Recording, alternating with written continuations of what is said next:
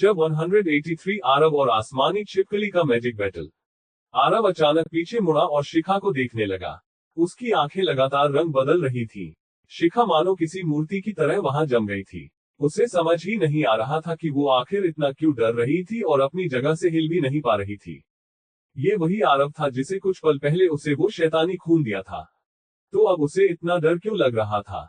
शिखा के दिल में जैसे आरव का खौफ बैठ गया था। उसकी शक्ति ने शिखा की शक्ति को ओवरपावर कर लिया था। जब बिना कुछ किए भी आरव इतना कुछ कर सकता था तो ना जाने अगर वो किसी से लड़ता तो क्या करता। शिखा ये सब सोच रही थी कि तभी उसे एक आवाज आए। मैं ये बताना तो भूल ही गया, एक शैतान में बदल चुके आरव ने कहा। बस उसकी आवाज थोड़ी मोटी हो गई थी, किसी डीमन बीस्ट की तरह। शिखा वहां दंग खड़ी थी। उसे अपनी आंखों पर भरोसा ही नहीं हो रहा था। ये पहली बार था जब एक टेस्ट सब्जेक्ट इंसानी आवाज और भाषा में बात कर रहा था। आरव की ये ट्रांसफॉर्मेशन बिल्कुल उन इंसानों जैसी थी जिन्हें पैरासाइट बीस्ट इन्फेक्ट करते थे। उन इंसानों के पास उस पैरासाइट बीस्ट की ताकत आ जाती थी, लेकिन वो उनके वश में भी हो जाते थे। बताना भूल गया। ये क्या बोल रहा है? क्या बताना भूल गया? शिखा आरव को बहुत ध्यान से देख रही थी क्योंकि वो पहला टेस्ट सब्जेक्ट था जिस पर यह एक्सपेरिमेंट इतना सफल हुआ था। ऐसा लग रहा था कि उस शैतानी खून की वजह से वो एकदम अलग इंसान में बदल गया था। उसके साथ साथ उसका ऑरा भी पूरी तरह ट्रांसफॉर्म हो गया था।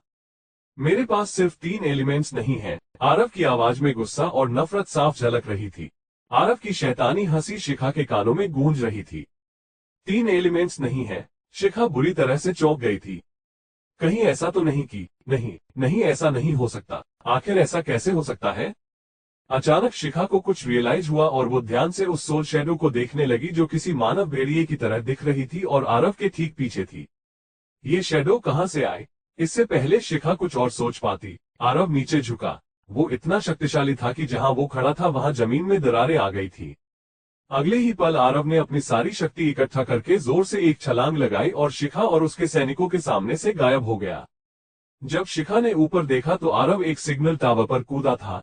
ये टावर लगभग 100 मीटर ऊंचा था और आरव सिर्फ अपनी फिजिकल पावर का इस्तेमाल करके इस तक पहुंच गया था। आखिर ये एक करिश्मा नहीं तो और क्या था?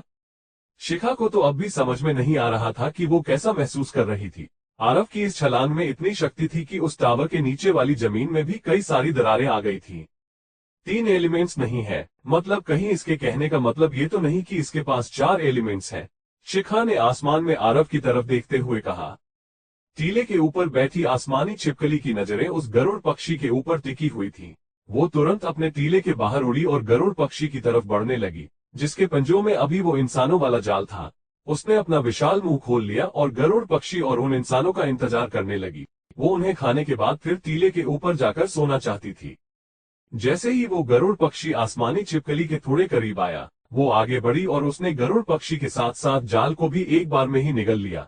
उसका थूक बहुत चिपचिपा था जिसके कारण प्राची, श्रेया, रुद्र और समायरा सीधा उसके मुंह में चले गए थे। अगर वो आसमानी छिपकली गलती से भी उन्हें चबाने के लिए अपने दांतों का इस्तेमाल कर लेती तो उनकी चटनी बन जाती। वो जल्द ही उसके गले में पहुंचने वाले थे। उसके पेट में ऐसे ऐसे जहर थे जिनसे उन सब की बहुत भयानक मौत हो सकती थी। प्राची और श्रेया ने तो अपनी आंखें ही बंद कर ली थी, लेकिन अगर वो अपनी आंखें खोल भी लेती तो उन्हें अंधेरे के सिवा और कुछ दिखाई भी नहीं देता। ए छिपकली, अभी के अभी उन्हें अपने गंदे मुंह से बाहर निकाल। वहां किसी के गरजने की तेज आवाज आई। ये आवाज इतनी भयंकर थी कि ऐसा लग रहा था मानो हवा में बिजली कड़क रही थी। सिग्नल टावर से आरव सीधा उस आसमानी छिपकली की तरफ कूद गया। इतना ही नहीं, बल्कि उसके हाथ में एक फेरी फिस्ट भी आ गया था, जिससे आरव ने उस आसमानी छिपकली की गर्दन पर हमला कर दिया।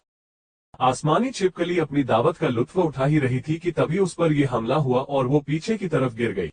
उसके मुंह से उसका खाना अपने आप ही बाहर आ गया। आरव की इन फ्लेम को देखकर ऐसा लग रहा था कि जैसे वो आग के बादलों में उड़ रहा था। आरव ने गुस्से से उस आसमानी छिपकली के टीले को देखा जिसके अंदर वो गिर गई थी। उसने अपना एक पैर उठाया और टीले से कुछ दूर पर ही लात मारी। तुरंत आसमान में एक शॉक वेव आया जो सीधा उस आसमानी छिपकली की तरफ बढ़ने लगा।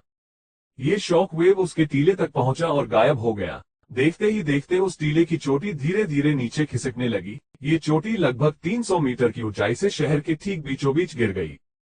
चारों तरफ अफरा तफरी मच गई थी। शिखा और उसके सैनिकों की आंखें फटी की फटी रह गई थी।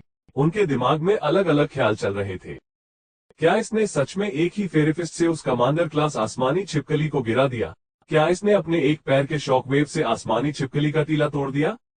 उन्हें भरोसा ही नहीं हो रहा था कि शैतानी खून से ट्रांसफॉर्म होने के बाद भी कोई इतना शक्तिशाली कैसे हो सकता था। 4 एलिमेंट्स, ये एक लौता 4 एलिमेंट्स वाला इंटरमीडिएट मैजिशियन है। शिखा अचानक जोर से चिल्लाए। अब उसे समझ में आ गया था कि आरव इंसानों की जुबान क्यों बोल पा रहा था और उसके पास बाकी के टेस्ट सब्जेक्ट से ज्यादा शक्ति कैसे थी। शैतानी खून किसी मैजिशियन को उतनी ही ज्यादा शक्ति देता था जितनी वो उससे लेता था। क्योंकि आरव के पास 4 एलिमेंट्स थे, इसलिए ट्रांसफॉर्मेशन के बाद वो बाकी के टेस्ट सब्जेक्ट से 4 गुना ज्यादा शक्तिशाली हो गया था। उसका ट्रांसफॉर्मेशन एकदम परफेक्ट था और उनका एक्सपेरिमेंट सफल हो गया था। वो एक 4 एलिमेंट्स वाला इंटरमीडिएट मैजिशियन था और इसलिए एकदम परफेक्टली ट्रांसफॉर्म हो गया था।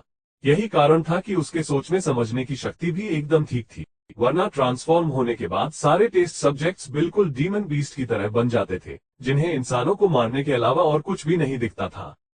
लेकिन आरव के साथ ऐसा बिल्कुल भी नहीं था। वो अब भी अपने दिमाग पर काबू कर पा रहा था। हमारा एक्सपेरिमेंट सफल हो ही गया, शिखा जोर से चिल्लाए। वो बहुत खुश थी, उसका एक्सपेरिमेंट सफल हो गया था। वो जानती थी कि अपने किए की सजा उसे जरूर मिलती, लेकिन वो खुश इस बात के लिए थी कि उसे अपनी आंखों से डीमन एलिमेंट की शक्ति देखने का मौका मिला था। लेकिन अगर सच कहा जाए तो जो उसने देखा था वो सिर्फ डीमन एलिमेंट की शक्ति का एक छोटा सा ट्रेलर था। पूरी पिक्चर तो अभी बाकी थी। प्राची ने धीरे धीरे अपनी आंखें खोली। उसे लग रहा था कि अब तक वो उस आसमानी छिपकली के पेट के अंदर होगी, लेकिन उसे छिपकली का पेट नहीं बल्कि सूरज, खुला आसमान और बादल दिखाई दे रहे थे। उसे कुछ भी समझ में नहीं आ रहा था कि एक पल वो उस आसमानी छिपकली के पेट में थी और एक पल में ही वो बाहर आ गई थी। वो ये सोच रही थी कि आखिर ये चल क्या रहा था, किसने उन्हें बचाया था। वहीं दूसरी तरफ रुद्र और श्रेया उस इंसान को बहुत ध्यान से देख रहे थे, जिसके बाल उसके पैरों जितने लंबे हो गए थे। वो उन्हें आरव जैसा लग तो रहा था, लेकिन उन्हें भरोसा ही नहीं हो रहा था कि ये वही आरव था जिसे वो लोग जानते थे और जो उनके साथ इस मिशन पर आया था। उसके चेहरे पर भेड़ियों जैसे दिखने वाले फीचर्स थे। उसके पूरे शरीर पर वही निशान बन गए थे जो उसके स्विफ्ट स्टार वॉल्व पर थे। देखने से ऐसा लग रहा था मानो किसी ने उसे कोई श्राप दे दिया हो। उसके हाथ भेड़ियों की तरह पंजों में बदल गए थे, जिससे अभी वो उस जाल को आसानी से पकड़े हुए था। वो पूरी तरह से ट्रांसफॉर्म हो चुका था। उसकी शक्ति दंग कर देने वाली थी। जब वो बिल्डिंगों के बीच कूद रहा था तो ऐसा लग रहा था मानो हवा में उड़ रहा हो। कोई भी आम इंसान होता तो ऐसी छलांगे लगाकर उसकी हड्डियां टूट गई होती, लेकिन आरव को एक खरोंच तक नहीं आई थी। रुद्र, श्रेया और प्राची बहुत हैरान थे। वो समझने की कोशिश कर रहे थे कि आखिर आरव के साथ ऐसा क्या हुआ था जो वो ऐसा बन गया था। आरव बहुत तेजी से बिल्डिंगों की छतों पर कूद रहा था। उसे डर था कि कहीं इतनी ऊंचाई से अगर वो कूदे तो जाल में उसके उन 4 दोस्तों को कोई चोट ना लग जाए, वरना तो वो खुद 300 मीटर की ऊंचाई से भी कूद सकता था। सच कहा जाए तो आरव को खुद की हालत समझ ही नहीं आ रही थी। उसे ये समझ ही नहीं आ रहा था कि वो इस नई और असीम शक्ति से खुश हो या फिर एक डीमन बीस्ट बन जाने पर दुखी हो। ये बिल्कुल वैसा ही था जब उसे अपने मैजिक बूट पहनकर ढेर सारी शक्ति मिलती थी। बस अंतर इतना था कि अब उसके पूरे शरीर में उस शैतानी खून की ताकत दौड़ रही थी और ये उसके मैजिक बूट की शक्ति की तरह जल्दी खत्म नहीं होने वाली थी। सिर्फ इतना ही नहीं, बल्कि ये डीमन एलिमेंट जितनी शक्ति उसे दे रहा था, उससे कहीं ज्यादा शक्ति उससे लेता भी था। ऐसा लग रहा था मानो उसकी ताकत की कोई सीमा ही नहीं रही थी। ये एक इंसान की ताकत से कई गुना ज्यादा थी। अगर वो अब भी इंसान जैसा ना दिख रहा होता तो उसे लगता कि वो पूरी तरह एक डीमन बीस्ट में बदल गया है। आरव महसूस कर पा रहा था कि शक्ति के साथ साथ उसके अंदर और भी बदलाव आए थे।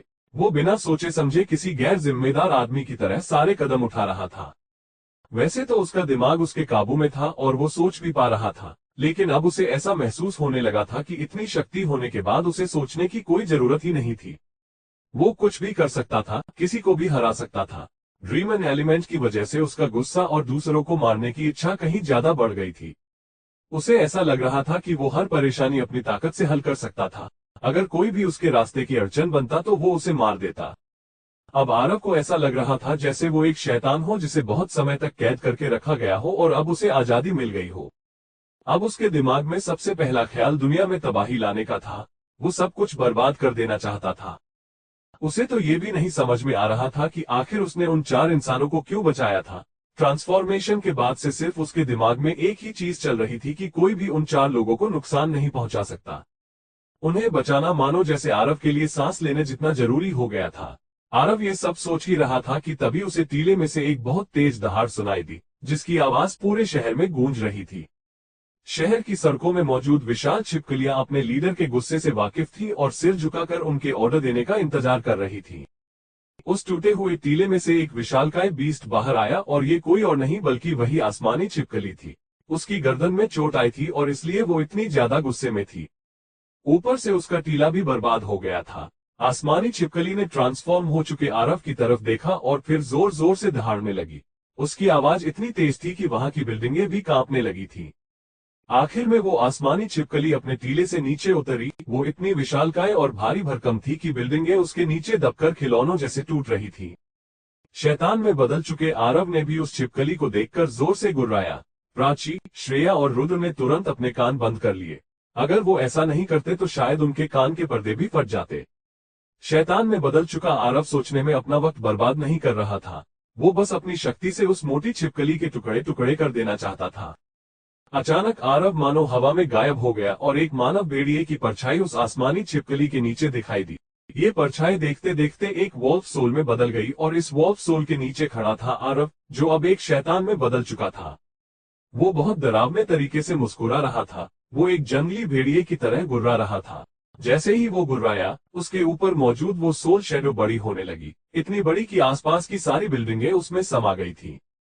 इस वॉल्फ शैडो ने तुरंत आसमानी छिपकली पर हमला बोल दिया और उसकी गर्दन चीरने की कोशिश करने लगा। उस आसमानी छिपकली का गुस्सा बढ़ता ही जा रहा था।